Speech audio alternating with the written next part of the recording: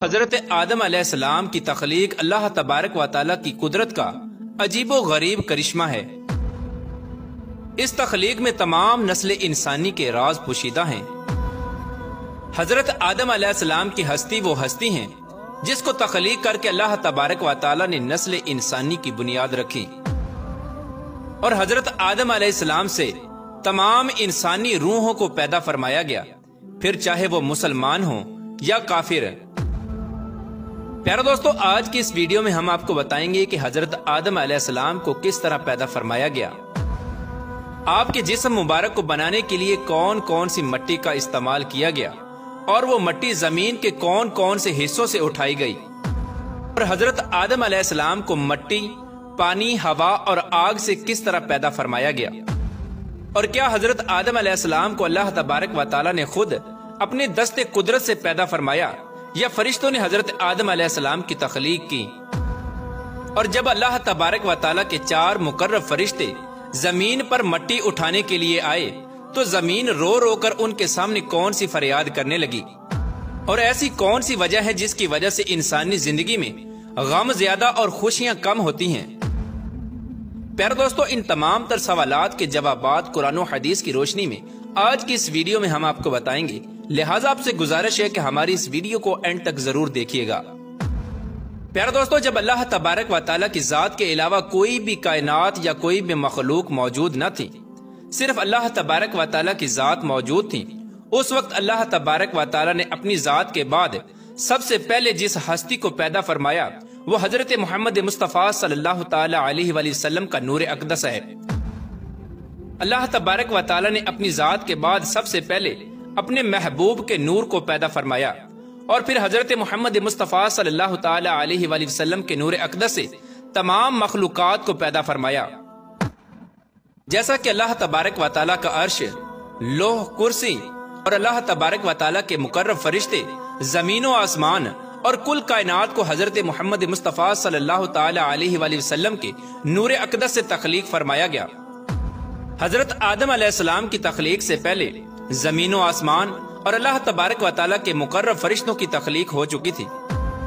ان تمام اشیاء کو پیدا کرنے کے بعد اللہ تبارک و تعالیٰ نے حضرت آدم علیہ السلام کو تخلیق کرنے کا ارادہ فرمایا۔ پیارے دوستو، آپ کو بتاتے چلیں کہ حضرت آدم علیہ السلام کی تخلیق 4 چیزوں سے کی گئی۔ نمبر 1 مٹی، نمبر 2 پانی، اور نمبر 3 ہوا، اور نمبر 4 آگ۔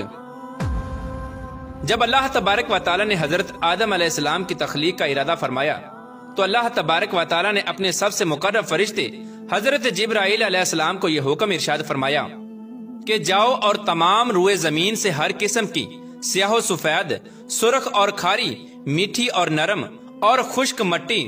ایک ایک مٹھی اٹھا لاؤ۔ جب حضرت جبرائیل علیہ السلام اللہ تبارک و تعالیٰ کا حکم پا کر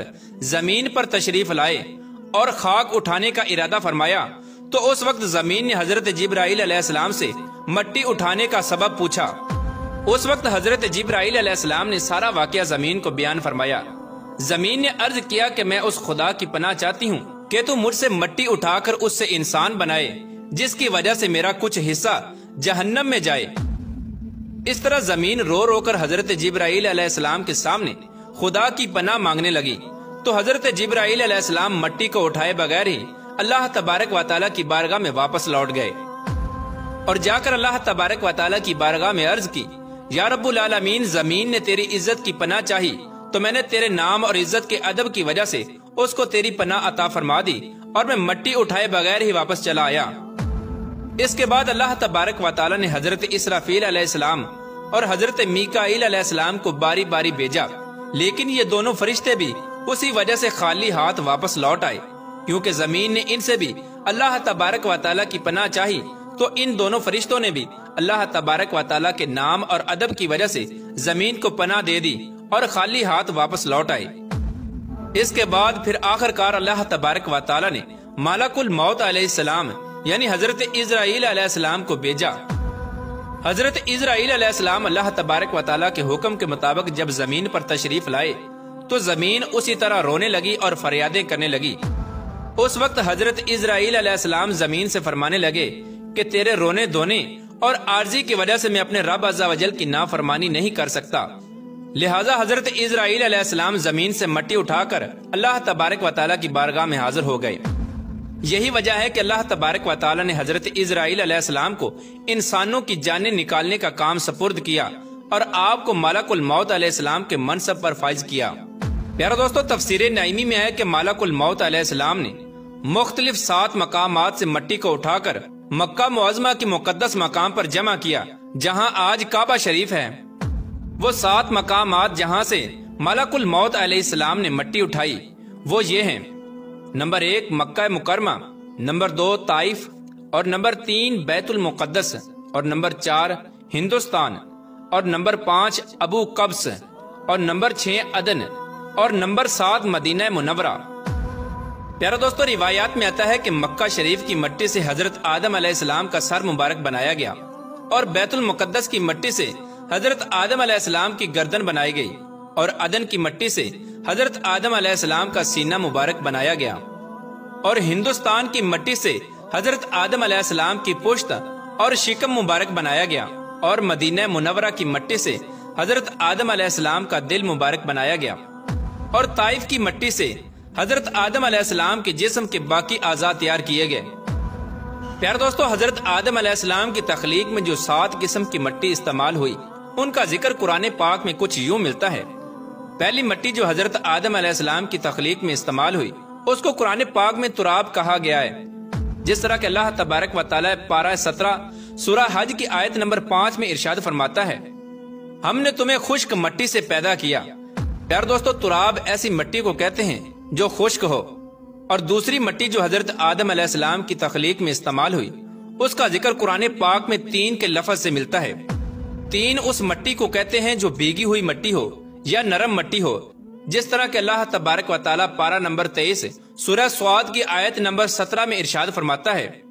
मैं मट्टी से बशर बनाने वाला हूँ। प्यारे दोस्तों, 3 अरबी जुबान का लफ्ज है जिसके लुग़वी माना गीली या भीगी हुई मट्टी है। ये मट्टी जहाँ भी होती है उस जमीन को हरा भरा कर देती है। ये मट्टी जमीन के अंदरूनी हिस्से में होती है, जैसे कि हमारे जिस्म की ऊपर वाली जिल्द और नीचे वाली जिल्द, जिसकी बदौलत हमारे जिस्म से बाल निकलते हैं। और तीसरी मट्टी जो हजरत आदम अलैहिस्सलाम की तख्लीक में इस्तेमाल हुई वो हमाइन है, जैसा कि अल्लाह तबारक व तआला कुरान पाक की सूरह हजर की आयत नंबर 26 में इरशाद फरमाता है, और बेशक हमने इंसान को बजती हुई मट्टी से बनाया जो असल में एक स्याह बदबूदार गारा थी। चौथी किस्म की मट्टी जो हजरत आदम अलैहिस्सलाम की तख्लीक में इस्तेमाल हुई